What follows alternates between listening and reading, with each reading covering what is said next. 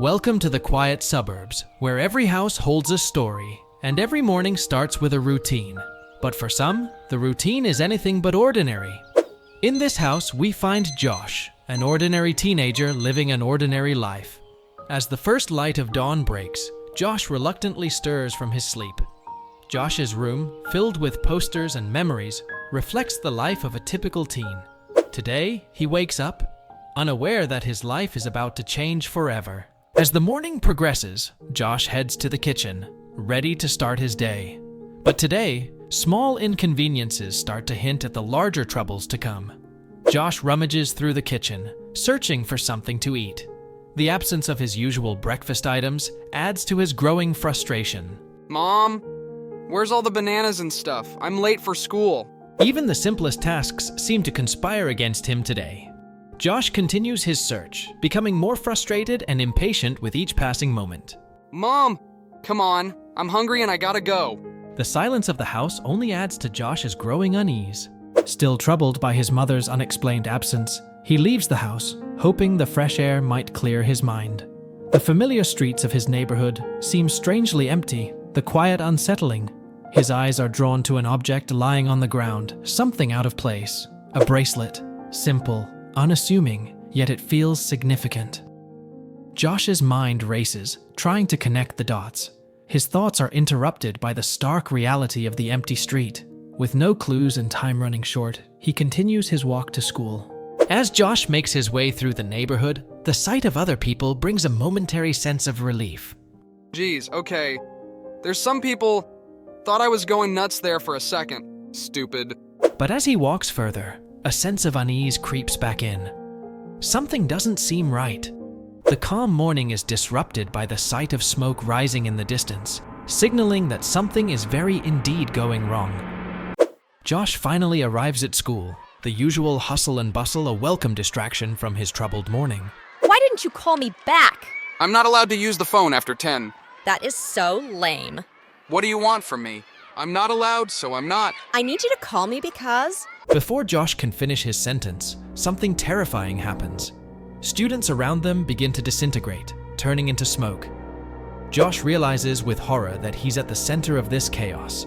The people around him are vanishing, and he can't stop it.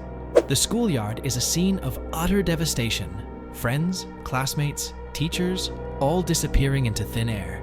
Josh is left standing alone in the midst of the nightmare, powerless and terrified.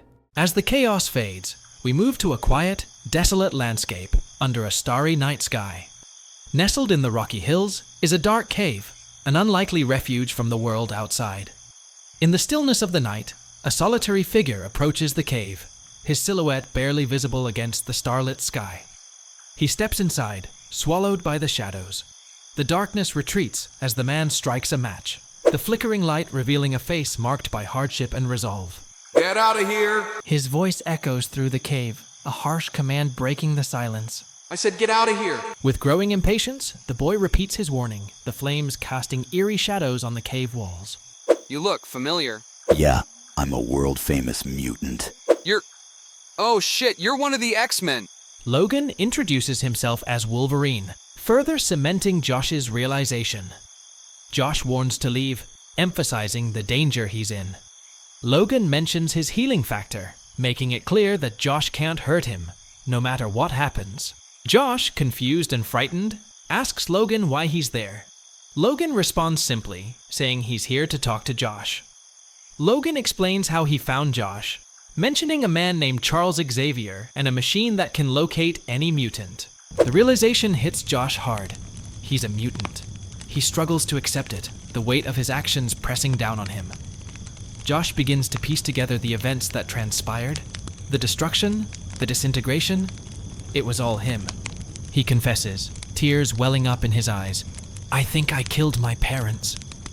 Logan's silent confirmation only deepens his guilt. Josh breaks down, the horror of his actions overwhelming him. I killed people. All those people died because I'm a mutant? He asks, his voice trembling. Logan's steady, somber, Yeah, is the only answer. Josh breaks down, tears streaming down his face. He asks Logan how many people he killed. Logan hesitates, knowing the answer will only bring more pain. but Josh insists, needing to confront the reality of his actions. Logan finally tells him, They say 265, maybe more. Josh's eyes widen in horror, a single tear reflecting the pain in his heart. Overwhelmed, Josh asks how this could be possible. Logan explains that Josh's mutation activated when he hit puberty, releasing toxins that vaporize organic tissue within a certain radius. Logan reads from a note, All you do now is kill organic tissue. Basically, you vaporize it. The weight of this truth crushes Josh. I can't live with this, he cries out, despair taking hold.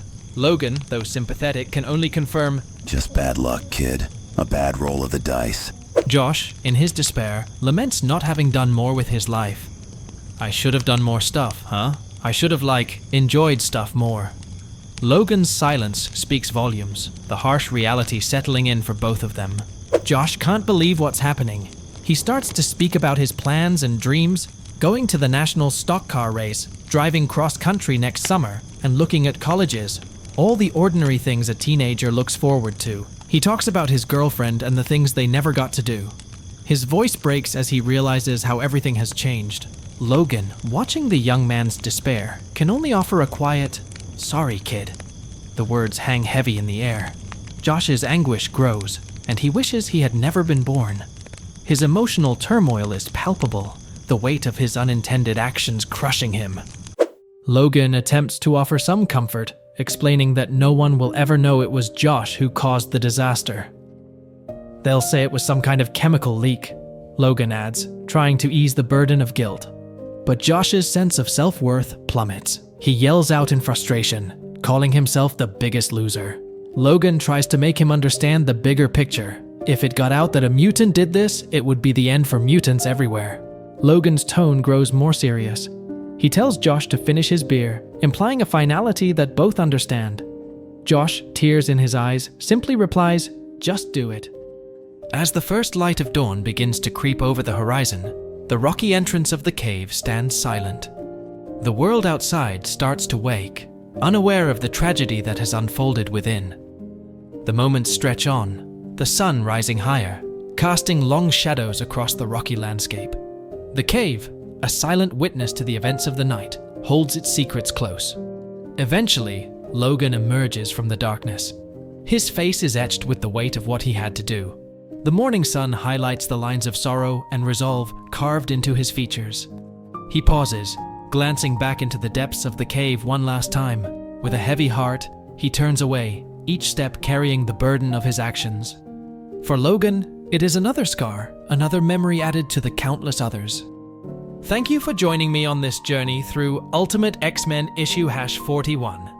This story reminds us of the unintended consequences of power and the heavy burdens that some must bear. It's a tale of tragedy and the resilience of the human spirit, even in the face of overwhelming despair. If you found this story compelling, please consider subscribing and hitting the like button.